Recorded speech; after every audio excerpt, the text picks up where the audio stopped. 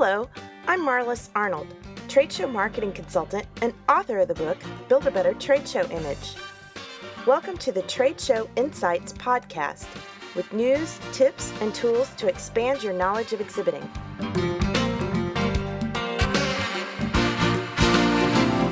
Today we're focusing on how to work more successfully with show labor, especially as it relates to McCormick Place in Chicago. We've got some insider tips for you coming right up.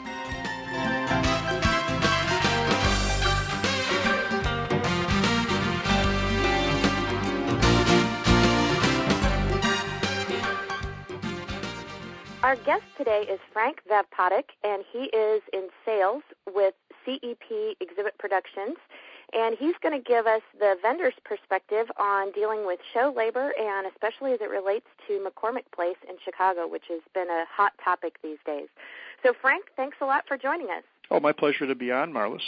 Well, let's start out and talk about just some general tips that you have as far as what show managers or exhibitors can do to make working with show labor go more smoothly. Well, sure. First, I would basically suggest that you get to know your labor and you work with a reputable provider who has a reoccurring labor pool. And what I mean by that is a labor pool where they will be able to call their regulars so that they will be able to guarantee you a good quality of tradesperson. That's a good point. Well, what else should an exhibitor know about working with show labor? What are some other things that can actually make the on-site experience, should we say, less awkward? Sure. I guess the more you know and the more you make it your business to understand what's involved in a setup or a tear down, and the more you communicate your needs up front in a timely fashion to your vendor or provider makes all the difference in the world. The customers who take the time to get involved and answer questions that the vendors ask, and there are no stupid questions. Everything that you share with your vendor that is done in a timely fashion actually saves you money when you get to show site for both the install and the dismantle. Well, and I think the important thing, too, is don't take things for granted. Because That's right. I think a lot of times exhibitors just assume something is going to be one way, and then when they get on site, they find out, oh, no, it doesn't work like that at all. That's true. And the other suggestion I'd make is to, have your vendor provide you with a plan. Have a call prior to you getting to show site to discuss who are the contacts, what will they be doing, what is the schedule of events that leads to your product being put on shelves or your services being presented, and just kind of go from there. Good points. Let's kind of shift gears a little bit and kind of talk about what's been going on in Chicago. I know McCormick Place has always had a reputation for being one of the most difficult convention centers in the country to work with for a number of different reasons, and I think you can probably touch on some of those.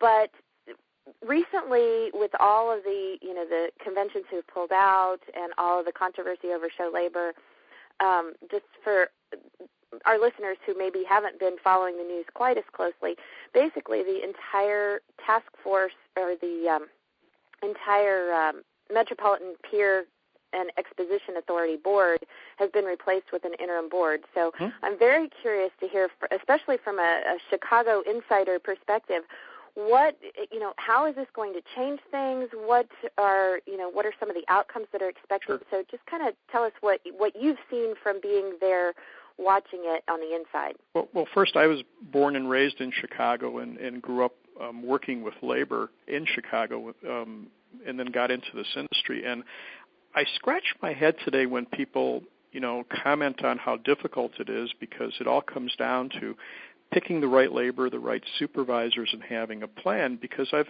yet to have a bad setup or installation or dismantle costs that have gone over budget where there wasn't an extenuating circumstance. But that aside, I personally find Chicago to be one of the easier cities to work in because the labor is more experienced and is more astute, and again, it all depends on who you pick. My take on what's happening, and I've been following the press, Chicago Cranes, Tribune, a lot of the media, and a lot of the media has blown some of this out of proportion. Yes, we've lost 2 shows, but those are two shows that have matured, and we're looking to move anyway. The Houseware show just ended in Chicago last week, and it was robust. There were more exhibitors. Exhibitors were spending more on their properties, and I just was amazed at the activity for the show. So, and that's exciting news for the trade show industry as a whole, not just McCormick Place, but it's great to see when the big shows are really on the upswing again. So that's good indication for the industry. Sure, but when you look at some of the industries that aren't, Machine Tool for one, with the NPE, the plastic show, going to Orlando, that kind of made sense that there needed to be a change. So as shows move out of Chicago, other shows move in, or the smaller venues fill in with smaller type of events and trade shows. Well, and that's a good point, too, that a lot of shows change venue just because it's time. You know, maybe they've done a show in a certain city for a long time and they're ready for a change of scenery. So it's not necessarily that the world was crashing down on McCormick, but I think that it was a good wake-up call, and that they're at least taking a look at some of the things of, you know, what can we do differently to be more exhibitor and show organizer friendly. So what are some of the things that they're trying to do to win back shows or to win new shows? I think just bringing it up to the media forefront has helped. And then with the restructuring of McPeer, to have, and let's say, a more respectful management of the exhibitor and what the exhibitor costs and needs are is key to all this. I think, too, that everyone has a share in it. Union labor has to look at some of the rules and make or change the rules to be more competitive with Orlando and Vegas. But show organizers, too, who bring these shows to these various cities, need to be more transparent in teach the exhibitors or let the exhibitors know how and why decisions are being made in terms of why a show moves from one city to another. Well, and those are two really good points. First of all, when I said that McCormick is known for one of the most difficult cities to work in, I don't know that it's necessarily because labor is uncooperative, but just the rules are so, you know, different or confusing, or, you know, for somebody who hasn't exhibited at McCormick before, I think sometimes there's been some misinterpretation of some of the things that go on there just because they are different. And for good reason. I mean, like the electrical rules, they're sensitive because of the fire that happened many decades ago. So, you know, there are reasons, and there's at least initially there was some logic behind some of these things. But like you said, I think it's a good idea that they are taking a look at some of these rules and seeing, you know, are some of these maybe outdated? Can we change? Can we adapt? And like you said, become a little more like some of the other major show cities. Mm-hmm. And I think we're seeing the general contractors who spearhead the overall labor pool for the shows. They're now becoming more sensitive to the exhibitor demands, and you're seeing alternatives to those large general contractors surfacing, which are smaller concerns that broker out these services, such as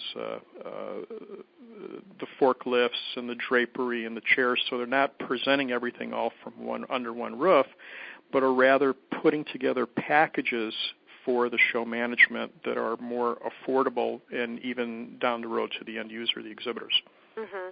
Exactly. Well, and the other advantage to having a package is everything's covered, so there's less likely going to be an oops, I didn't know I had to arrange for that issue if it's all covered in a package. Because I think that's been a lot of the problem of, you know, oh, you mean I have to have somebody come and do this for me? And, you know, if it's part of the package, then it's just automatic. They know, oh, we've got this and this and this covered.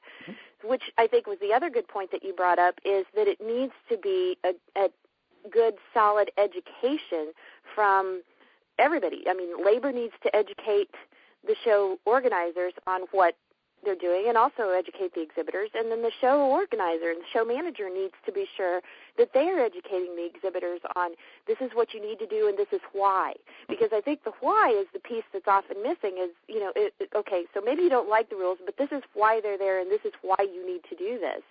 And, you know, maybe that alone could be a change in perspective for a lot of the exhibitors around the country. Sure. I think the key is more transparency, and coupled with that training or education. Perfect example was what hit the media was the cost of a service called drayage, and a Teamster was interviewed as to what the real costs of that service were. Well, he had said that it couldn't cost more than $200 to provide this drayage service for a customer, which then the media said that the general contractor was, I believe, billing $17,000 for, when in reality there was much more involved than just what the Teamster saw. When that hit I believe it was Chicago Cranes and the Tribune and a few of the other media sources, it was so blown out of proportion that you knew that people were going to react who didn't know any better. Right. Well, like you said, because they're just getting one piece of the puzzle and not seeing the whole overall picture. So what about, I know some of the proposed reforms have been a customer bill of rights and more audits of the fees. What are your perspective on those, and do you think that those are, first of all, do you think that those are really going to get implemented, and second of all, what changes or what outcomes do you think that'll be for exhibitors? I think audits help when a show management asks the general contractor for an audit so that they can disclose what all the costs were and the rest of it. But I think it starts with a educated or knowledgeable exhibitor who asks for that same audit or that same information from any vendor that they go to.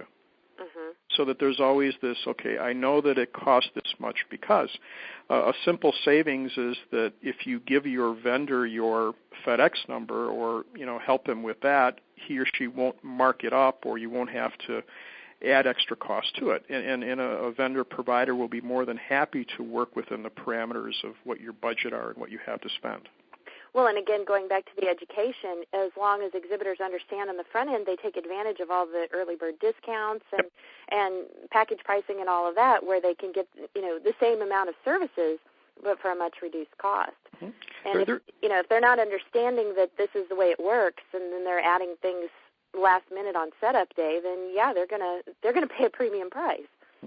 And something about the package pricing too is I'm not a big proponent of the packaging because it favors more the general contractor and not the other folks or vendors who could provide comparable services to that same customer, possibly at a better price advantage to that exhibitor. Well, but at least there are options now. It sounds like more so than in the past. So and if there are more options that an exhibitor can avail themselves of, particularly with vendors that they can go to.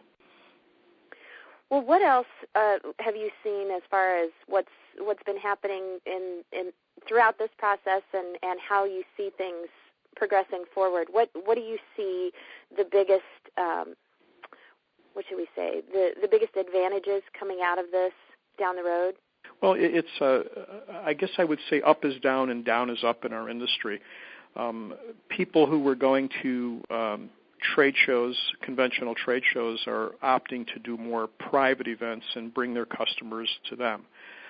People who are going to conventional trade shows are being more cost-effective and using aluminum and fabric and graphics. Green is big right now, but green comes with a price. So I'm seeing more dollars being put into budgets right now. I'm seeing some of that customer money being freed up that has been held onto for the last couple of years, and we're seeing it in terms of additional requests for proposal or requests for information. So it's actually getting a little better now because I believe we have reached bottom, and now our customers who have been gun shy are ready to improve their properties or provide a better presentation on show site. Well, and I think that's a really important point too. As people come out of a very bleak time, they're probably more than ready to have a fresh look or fresh perspective, or just kind of changing everything so that they feel like it's a new start. Yeah, and the good news, when things get tight, you have less people going to trade shows, but the quality of the attendee goes up. So you have more of a focused decision maker or influencer rather than a junket of a company's product managers. Exactly. That's what I tell exhibitors all the time, is less traffic is not necessarily a bad thing, because you've eliminated all the fluff of the people that are just cruising for freebies, basically. That's true. And a favorite thing of mine is to walk people around the show floor and show them the waste receptacles and how much literature and binders are thrown in because people don't want to carry all that stuff around. Mm-hmm. Well, which ties back in with the whole green Yep. Movement as well. You know, a lot of exhibitors are getting away from having things to hand out in the exhibits, which is not necessarily a bad thing. So, well, it sounds like we could just have all kinds of different conversations with you. Maybe we can have you back for a future episode of Trade Show Insights. I'd look forward to it, Marilys. All right. Well, thanks, Frank. Any final thoughts, anything that we didn't get to today as far as dealing with show labor you'd like to address? Basically, is show labor wants to be there, and if you choose your crew properly and you treat them like people, and you know that they have lives and livelihoods and the rest, you'll get a better result at show site and hopefully save some dollars in the process. That is very well put. Thank you so much, Frank. I appreciate you being here today. Okay, thanks, Marilys.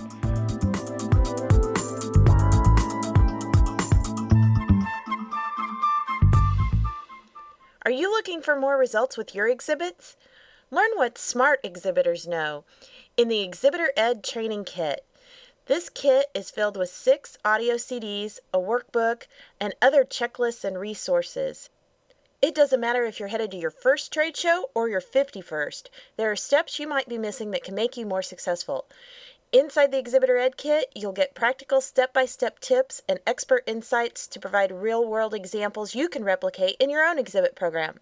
To learn more, click on the Exhibitor Ed button in the sidebar on the Trade Show Insights homepage, or you can also find the kit on Amazon.com.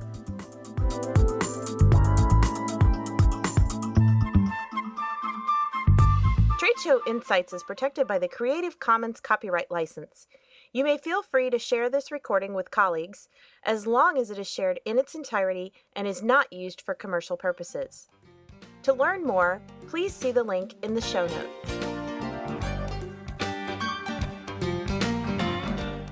Well, that's it for this episode of Trade Show Insights. Be sure to check out our show notes at tradeshowinsights.com. Until next time, I'm Marilys Arnold. Thanks for listening.